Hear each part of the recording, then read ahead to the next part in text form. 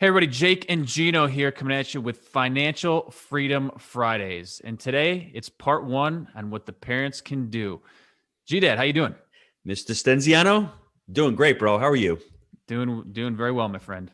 So, what do we say, Jake and Gino? Very simple.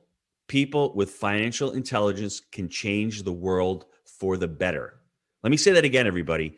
People with financial intelligence can change the world for the better. What does that mean? Once you have your finances under control, once you have that all under control, you can start living an abundant life, from a life of scarcity to a life of abundance. And that's what we're creating here in the Jake and Gino community. And that's why we've created the Youth Academy. Not only for youths and young adults, this is also for parents who want to teach their children on how to become financially free, or even just to learn about money, learn about banking, learn about investments. And what we're going to be doing over the next several weeks, we're going to be having this weekly Friday Financial Freedom Fridays. And the first lesson here we're going to be talking about is, what can parents do? Lesson number one is very important. What can we do as parents? The first thing we can do is we can be role models. Now, what does that mean to everybody out there? To be a role model is to do what you say and say what you do. Be the role model. If you're going to talk about cutting debt, you can't carry thousands and thousands and thousands of dollars of credit card debt in your life. And if you do, what you do is you act like the leader and say, hey, listen, this is what I have. I've made mistakes. I'm owning up to my mistakes and I'm getting better, right? You don't go to a doctor to try to lose weight and then the doctor weighs 400 pounds. There's a disconnect there, right? You don't do that. So if you're going to be talking about finance with your children see what's going on. They see the life you're living. And if you're being incongruent with what you're saying, they're going to pick up on that and they're not going to follow you. Gino, it's such a great point. And the scary thing is the lack of financial IQ that I see in the youth in our country, and people not understanding credit, not understanding loans, not understanding how to operate in a financial universe. And that's what we're trying to change here. And the best way that you can do it is to be the role model and to live the values and incorporate your children into the journey. If you're going to get a car, explain to them, we're getting a loan for the car. Explain to them the loan process. Explain to them the reason why you're doing it, and incorporate the children. The other thing is, it's funny that my Uncle Vinny always used to say, the best way to raise good kids is to spend time with them. So even if you're going to the dealership to look at it and you might have the conversation with the finance manager, incorporate your kids on that to the best of your ability. One of the things that I love to do is that when we're closing on deals, I love to take my daughter with me. My son's a little too young yet, but I mean, how many 5-year-olds go to multi-million-dollar, loan transactions and multifamily transactions at a title company? And she loves it. They always have cupcakes. They make it a warm and inviting experience for her. So you bring people into your life that are also going to accommodate for that. That's why we love using the title company that we do. So I think it's creating the environment that's going to allow for this type of nurturing and learning to take place. Love that, Jake. The next one, always discuss money.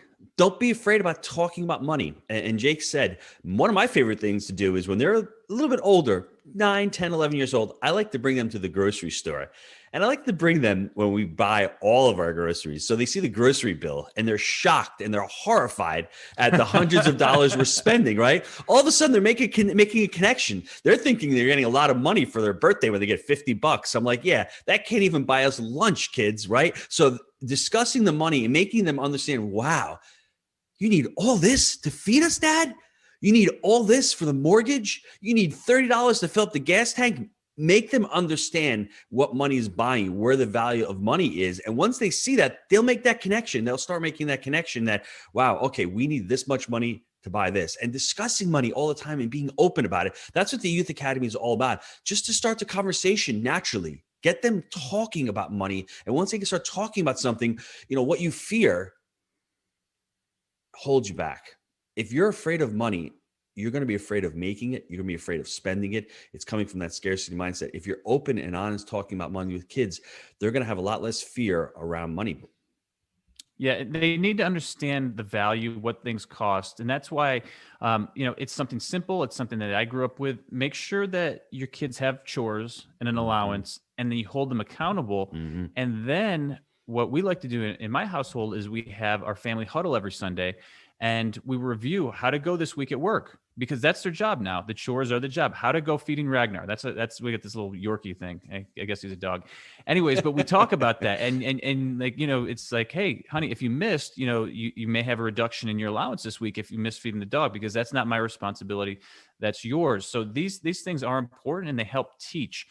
The other thing is, we like to have parent rules. It's every week we review the parent rules out loud. It's sort of like reading the Constitution every week. And that makes a big difference. That way, when there's a violation, always listen to mommy and daddy the first time.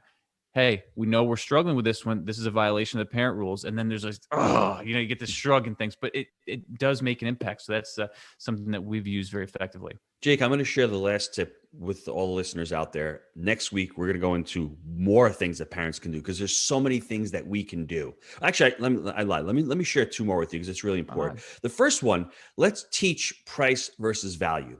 We're always so focused, and this is for the adults also, we're always so focused on what something costs, but what is it worth, right? Zig Ziglar made a quick story. You go out and you buy a bicycle for $10. You use that bike for 1 year, it costs you $10.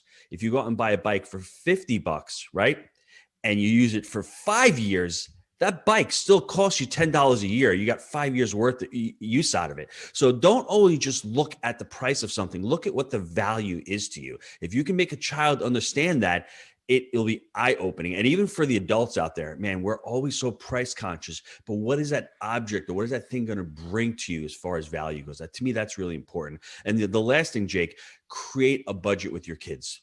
If you don't have a budget for yourself, shame on you. You need to have a budget, because a budget is a control in your life. It's like a blueprint of what you're spending, not only what you're spending, but money coming in plus money going out, and then what's left over for you. And then you can focus on the income, money that's coming in. You need to make more money. Well, what do you need to do there? And then once all that money's coming in, how are you spending it? How are you allocating it? This will give you more control. Can you imagine if your 12-year-old knows exactly how much money you're spending on the groceries and how much money you spent on Amazon last month? I'll bet you 5% of the population knows that number right now.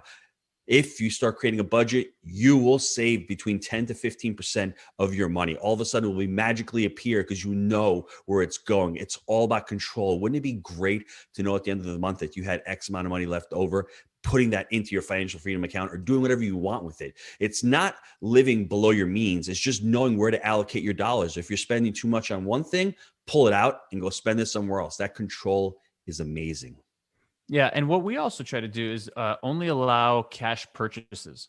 So, right now it's an outdated sort of method, but we only allow cash purchases for my daughter with her allowance.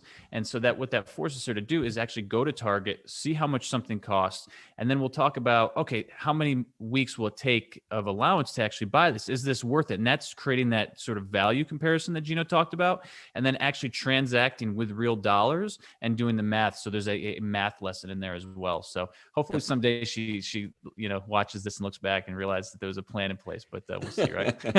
I love that, bro. Listen, everyone out there, be on the lookout. Next week, we're going to talk about more of what parents can do. Mr. Stenziano, thanks a lot. Let's go out there. Let's make it happen, everybody. Thanks, Gino.